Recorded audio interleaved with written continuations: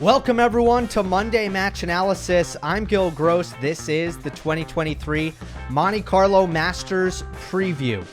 Always nice for clay court season to get underway after what is a very long stretch of hard court tennis. About 8 months we go, stretching the US Open lead up to the indoor hard court fall, to the Australian Open, to the Sunshine Double.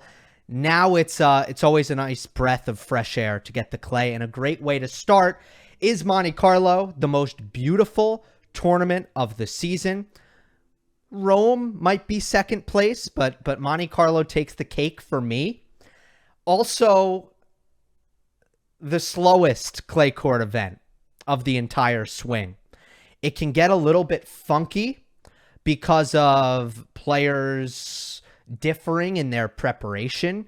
Some players still getting used to the clay. Some players sometimes still recovering from very tough and physical sunshine doubles. And as a result, we have seen some more openings for upsets or unexpected runs in the last couple years. 2 unseeded semifinalists last year. 2 unseeded semifinalists the year before. 2019, probably one of the strangest and most unexpected Masters 1000 finals that we've seen in recent years. It was Fognini defeating Dusan Lajovic. So this has been pretty crazy in some respects. Davidovich Fokina, of course, last year being the big surprise. And in terms of how difficult it is to go back-to-back from Miami to Monte Carlo, I took a look before this preview at players to make the final in both back-to-back. I went back to 2000 to see how many players since 2000 have done it. I'll give you the year and the player. 2017 Nadal, 2015 Djokovic, 2012 Djokovic, 2009 Djokovic, 2008 Nadal, 2006 Federer, 2005 Nadal. You see a theme here? If you're not the big three, you're probably not going to do it. And even for those guys, except for Djokovic, Djokovic did it 3 times. Nadal did it 3 times. Federer did it once. So even for them, it wasn't really a regular thing, even though it's pretty good to do it 3 times. Obviously, it's not easy, all right? And on top of that, I think a lot of the top players are in precarious situations. We did have some withdrawals. Alcaraz withdrew. Felix Auger-Aliassime withdrew. There's one other who withdrew. Oh, well, Nadal. Nadal was the player who I was thinking of. I knew there was 3, and I understand now why I couldn't remember it was Rafa because of Rafa's situation. So hopefully we'll see him back, I suppose, in Barcelona. All right, let's get into the preview. As always, quarter by quarter. Dark horse, upset alert, early popcorn. Let's go. Novak Djokovic returns to the tour as the top seed in Monte Carlo in a group with Sinner, Hurkacz, and Musetti. My dark horse here is Misha Kecmanovic. My upset alert is Hurkacz and Musetti. My early popcorn match is Draper versus Baez in the first round. Kecmanovic, let's start with him. Into the Estoril final this week, as we speak. Hasn't played that Estoril final yet. He'll play Casper Ruud. Hasn't dropped a set. He's been very, very dominant in his score lines at that event. It's obviously a short turnaround, and this is much slower clay, which I think hurts him. I think Kecmanovic does a little bit better with some speed that can kind of help his precision. And, because he doesn't bring that much penetrating power and weight of shot. But he's such a solid player, very good fitness, very high on confidence. I felt like among the unseeded players in this quarter, he was the best option. I considered Sebastian Baez, who's had great clay court success in his young career, a title this year, 3 clay court finals last year. But he just doesn't really have the top 50 wins that I would need to see to make him a dark horse. In fact, only 1 top 50 win for Baez since last July. I just need to see a little bit more than that. I also consider Jack Draper, as I always do when he's an unseeded player, because he's shown to be so dangerous. He's coming off of that ab injury that we saw him sustain in Miami. But he really lacks experience on the clay. He's got a 12-9 record for his career across all levels. At the ATP level, he's only played 1 event in his entire career. That was Madrid last year. So that's kind of why I gave the nod to Kecmanovic. Upset alert, Hubert Hurkacz. He did make the quarterfinal last year, but he had a pretty excellent draw. This surface takes so much out of his serve, and that's what I think is going to really hurt him. Now, Hurkacz's serve is good enough, so good that he can really serve through a lot of clay courts. So I don't think that Hurkacz is always, a player who's hopeless on clay. But I think this clay court in particular is just a kind of a step too far for him. The wind and the speed of the court. He just doesn't get enough out of his serve, or he won't get enough out of his serve, in my opinion. Plus, he's drawn some pretty high upside players early on. Laszlo Djere, who runs very hot and cold, but when he's at his best, he's dangerous. And then second round, Baez and Draper. As I mentioned, 2 players who I considered making my dark horses in the quarter and just didn't pull the trigger on, but both of them are still dangerous, especially once they get a win under their belt. My other upset alert is Lorenzo Musetti. This one was pretty simple. It's just the results. 1-4 against top 100 players in 2023. I hope Musetti can get it going, but you can't ignore the struggles that he's had. My popcorn match is Draper versus Baez first round. You can hear, by the way, I'm talking about both of the players. Both young players. I'm intrigued to see what they look like and what they can do here on this Monte Carlo clay. Both players who I really enjoy watching as well. Baez and Draper, very entertaining, and I'm curious to see who comes through that one. Let's get to the quarterfinal prediction. As you can kind of hear, I'm not very high on this quarter. I have 2 of the seeds on upset alert. I'm not all that high on even my dark horse Kecmanovic. Ultimately, my quarterfinal prediction is Jannik Sinner defeating Novak Djokovic. Let me start with discussing Djokovic. I got into it a little bit in the mailbag, but Novak has struggled in Monte Carlo ever since really 2015. He hasn't made a semifinal since 2015.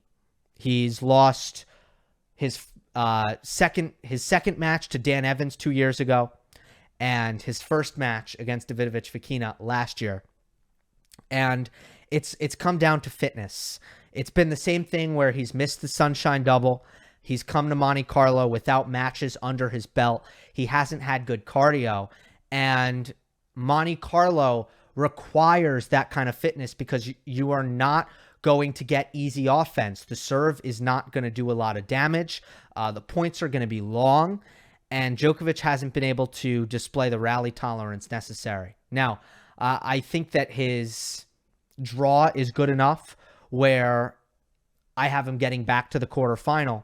But then against Jannik Sinner, I feel like Sinner will just have enough under his belt in the form of fitness and match toughness where, he brings his A game, Novak doesn't, and maybe he can get his first win over Novak Djokovic, who would have to kind of adjust to the elite level of intensity that Sinner brings to the court. Now, yeah, for Jannik, of course, I'm worried about the transition after making the Miami final, fatigue, lack of clay court training, all of that. But I do think the draw is kind enough early on, and he had a good showing at Monte Carlo last year, beating Rublev, losing to Zverev in a 3rd set tiebreak in the quarterfinal. And in terms of, and I think this is a big factor when you're coming from Miami and you've had a tough Sunshine Double, which Jannik Sinner had, it would be natural to kind of have a dip in focus, mental intensity. For Sinner, that's not going to happen here. This is the closest thing he has to a home tournament. The crowds get very loud for him. He has a residence in Monte Carlo, trains at these courts all the time. So he's going to have those kinds of advantages. And I don't think he's going to let himself really dip at this event, just given those outside circumstances. Whereas some players in Jannik's position, I think, would be more likely to do so. Frankly, I didn't think I'd be picking Sinner to the semifinals before the tournament started. But when I looked at the draw and how things were going to play out, I decided to give him the nod. Let's go on to Daniil Medvedev's quarter. He is the number 3 seed. It is Medvedev, Rune, Norrie, and Zverev. My dark horse here is Matteo Berrettini. My upset alert is Daniil Medvedev. My early popcorn is Norrie versus Cerundolo in the first round. Norrie. No, let's start with Berrettini. I feel like Matteo probably hit rock bottom at this point, and I expect him to get things going again. He's always been better on the natural surfaces, despite having good success at the U.S. Open and the Australian Open. If you look at his best of 3 results, by far his most impressive work has been on clay and grass. The clay in particular tends to optimize his forehand, giving him more time to create more forehands, more time to load up his power, and the higher bounce. I think they're all positive things for Matteo Berrettini's forehand. And that can be the weapon on the court that is standing out in matches that Matteo Berrettini contests on a slow clay court. Upset alert, Daniil Medvedev. He'll have less than a week to train on a surface that just doesn't come naturally to him. In fact, he was talking after Miami about his schedule. He had to go to, I think it was Vienna, Austria. He had to go somewhere where random. I don't mean random as in it's a random place, but it wasn't Russia, and it was somewhere in Europe, and I forget where, and he didn't say why, but he had to go somewhere and didn't start his clay court training until I believe Tuesday. So that's or maybe even Wednesday, but let's say it's Tuesday. So that's Tuesday, Wednesday, Saturday, Sunday. It's 4 days on clay before his first round in Monte Carlo. And we know that Medvedev isn't really comfortable moving on this surface as is. Plus, the amount of tennis he's played in February and March is absolutely seismic, just off the charts. So I do think Medvedev will get some results on clay this year, but not here. Fatigue factor, not enough time to really get used to the clay, and I don't think he's really expecting much from himself either. Unlike Jannik Sinner, I do expect Medvedev to be someone who actually dips in intensity here, both physically and mentally. It wouldn't surprise me if Medvedev came into Monte Carlo without the regular ambition that we're used to seeing him come to each and every event to, on a week-by-week basis. Early popcorn, Norrie versus Cerundolo. I just feel like Cerundolo, when at his best, should be a top 20 player on a slow clay court. I'm high on Norrie as well, so I'm fascinated to see this one. I think it could be a very high level of tennis. Quarterfinal prediction. Cam Norrie defeats Alexander Zverev.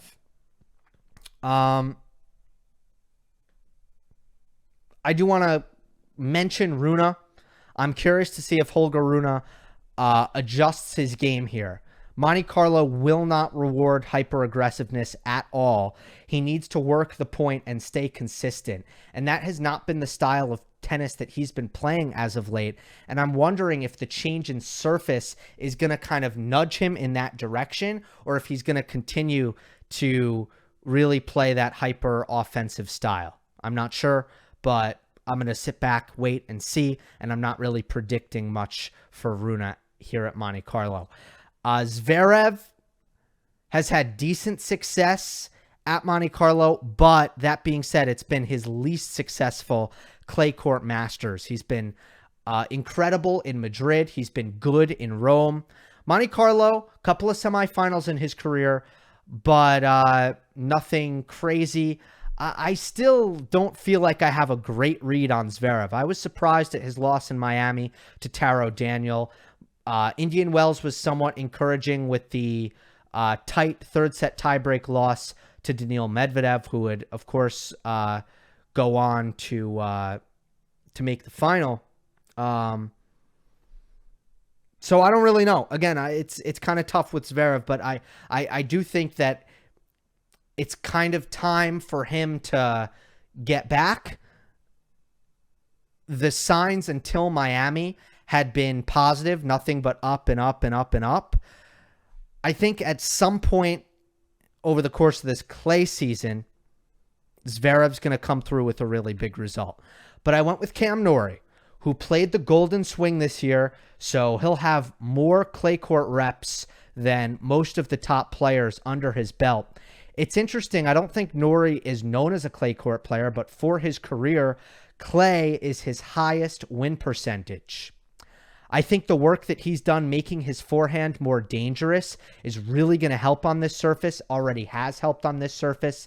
Not only did he play the Golden Swing, I should mention that he made back-to-back finals and he ended up winning Rio over Carlos Alcaraz. Not only do I think the work he's done on his forehand will help, I also think his standout fitness will be a huge advantage in Monte Carlo. He will be willing to play those tough rallies, and I expect him to have a really good Monte Carlo. Now, Cerundolo, not your ideal first round.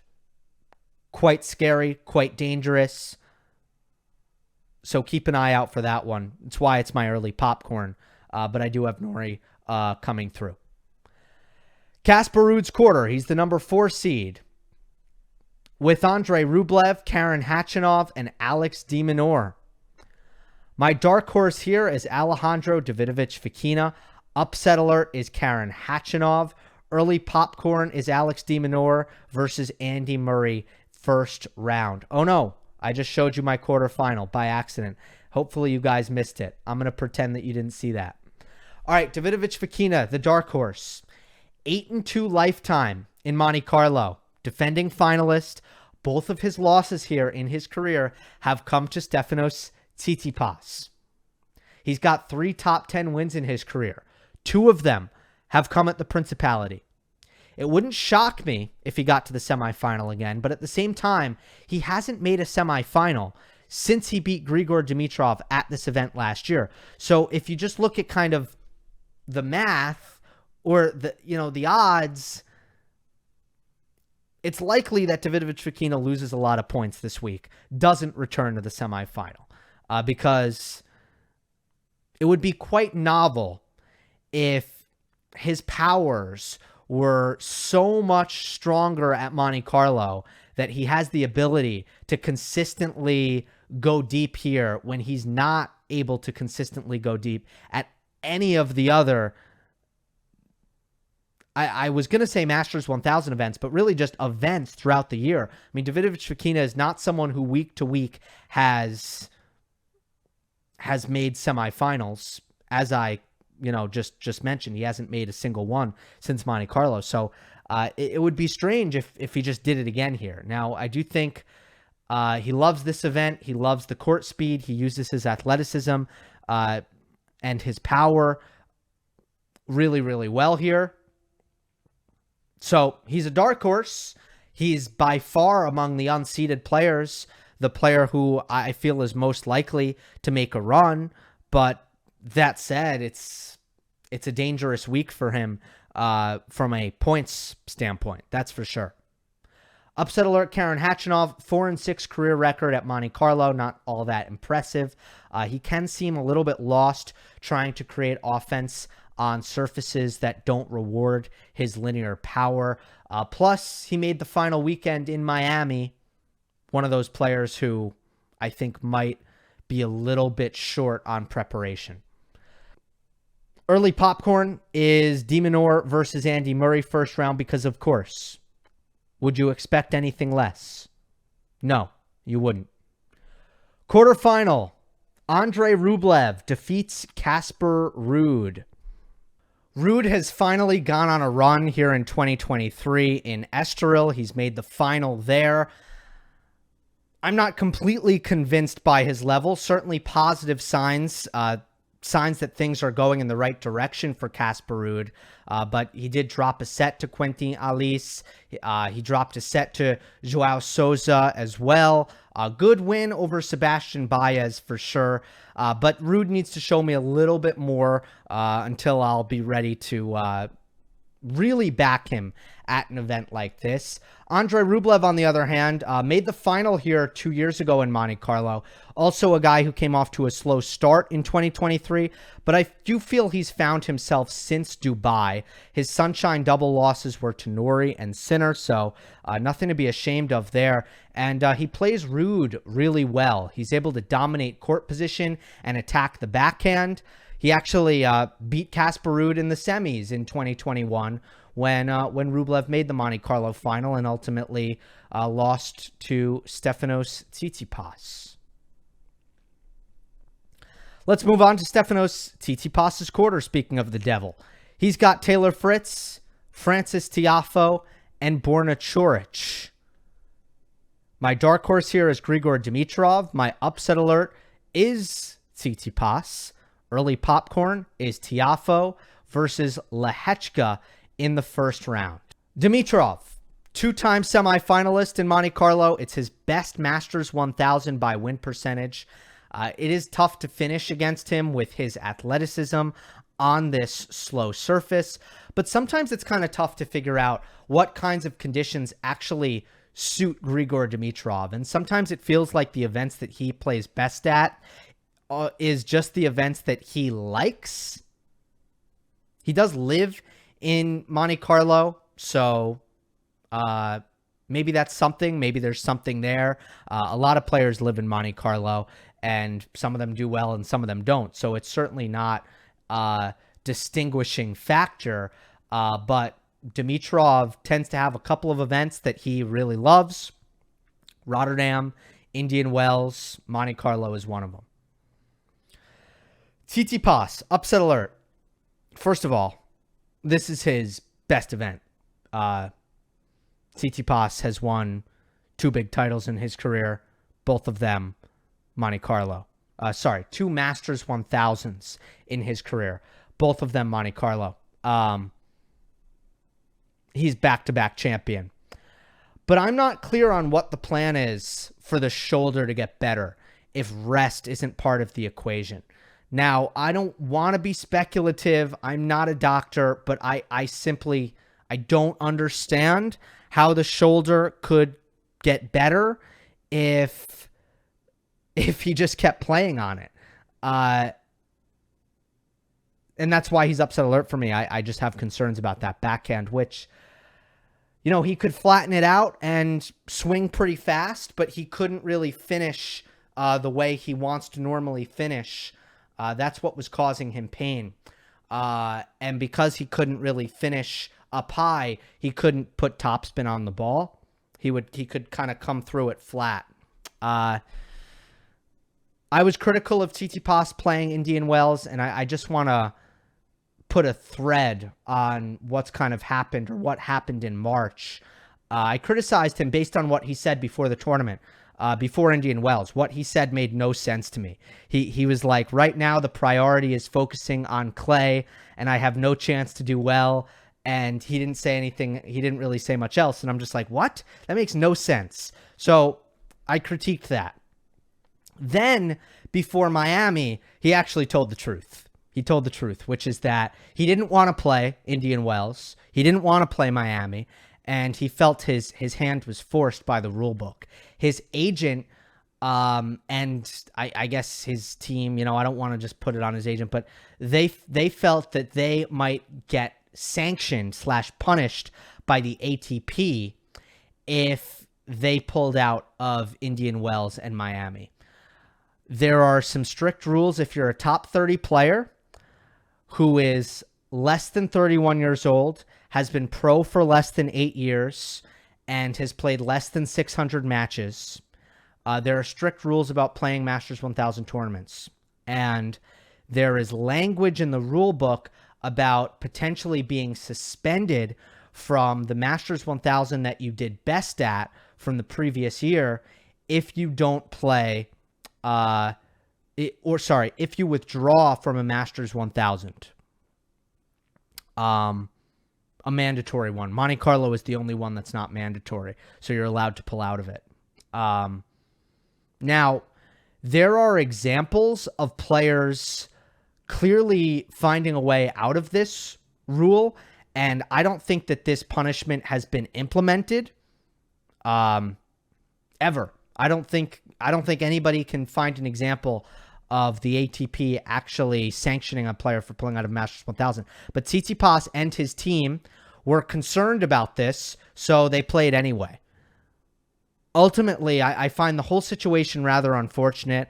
I feel like a workaround could have been found, and really there should have been some kind of solution, because players obviously shouldn't be forced to play events injured. And I think that players in the past have found their way out of these kinds of situations. So I don't know why this happened, but this is what happened.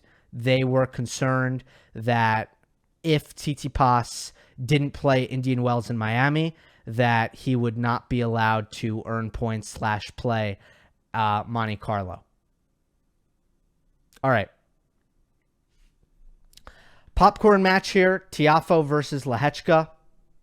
Curious to see what Jiri Lehečka looks like on clay. He's kind of struggled since blowing those 6 match points against Andy Murray in the Middle East. Tiafoe, another guy who I'm kind of curious about.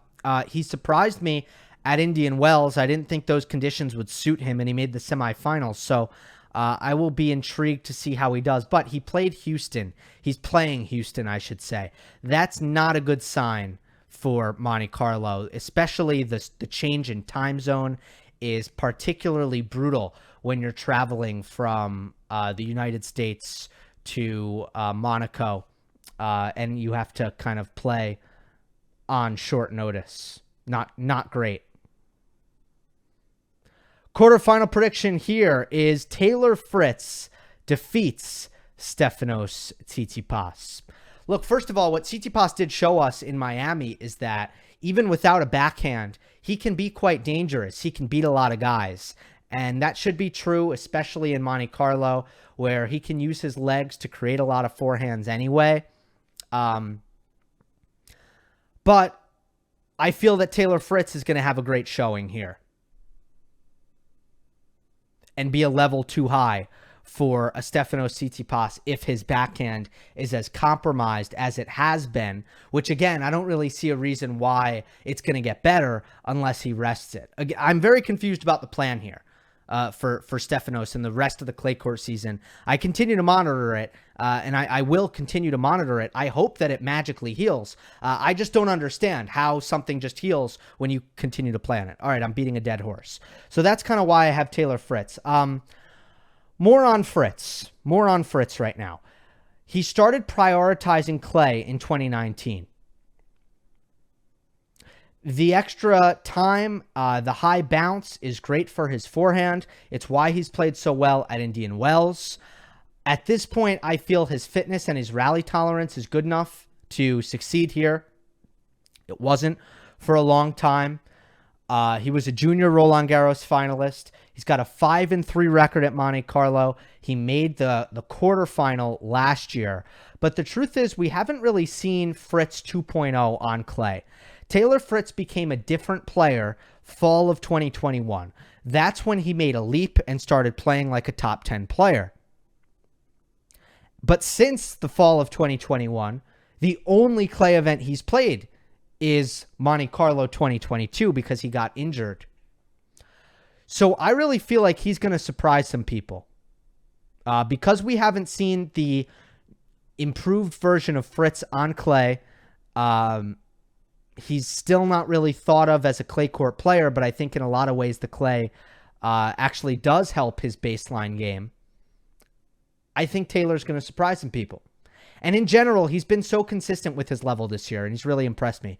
You know, he hasn't really had a big run, yet he's 6th in the race. It's been his week-to-week consistency that stood out, and players who are able to bring that kind of high level week-to-week, and Taylor doesn't really feel like he has completely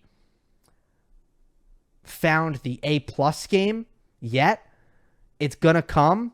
The fact that he's been able to get the results that he has with his B game has been pretty impressive.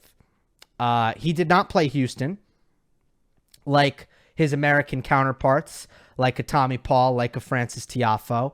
And that also shows you that he cares a lot about playing well here at Monte Carlo. He has adjusted to the conditions. He's adjusted to the time zone. So all of these things bode well. Let's get to the final weekend. Fritz defeats Rublev in 3 sets. Norrie defeats Sinner in 3 sets. Fritz defeats Norrie in 3 sets. Taylor Fritz has played Andre Rublev really well. He seems to have a great grasp on that head-to-head. He's won the last 3. Norrie, I think, can wear down Sinner. Look, I just don't really want to pick Jannik Sinner to go back-to-back Miami final, Monte Carlo final. I think it's such a hard thing to do. As I mentioned at the start of this video, since 2000, nobody outside of the big 3 has been able to pull that off. Fritz Norrie in the final, kind of a toss-up. I don't want to put too much thought into it. I couldn't really decide there. And look, if it actually happens, I'll consider myself very, very lucky. But I went with Taylor Fritz because I feel like he's just such a good big match player. And I've seen Norrie struggle with some nerves from time to time. So I gave the nod to Taylor. But again, it'd be a great result for either of those guys. Fritz winning Monte Carlo, yeah, that'd be a surprise. But as I said, because of the withdrawals, because of the situation that Medvedev, Sinner, and Djokovic find themselves in, Alcaraz withdrawing, I just don't think it's going to be your usual suspects. I don't see that. And the guys who dominated February and March, I just don't see them waltzing into Monte Carlo and necessarily continuing their success. So I feel like it's going to be wide open. There might be some surprises. It's going to be interesting to see how this plays out. Should be able to bring you a lot of coverage throughout the tournament. Looking forward to that. Sorry if I didn't have the usual mental sharpness this video. I've been under the weather and I'm feeling a little bit foggy, but maybe you didn't even notice. Hope you enjoyed. Don't forget to subscribe. I'll see you next time.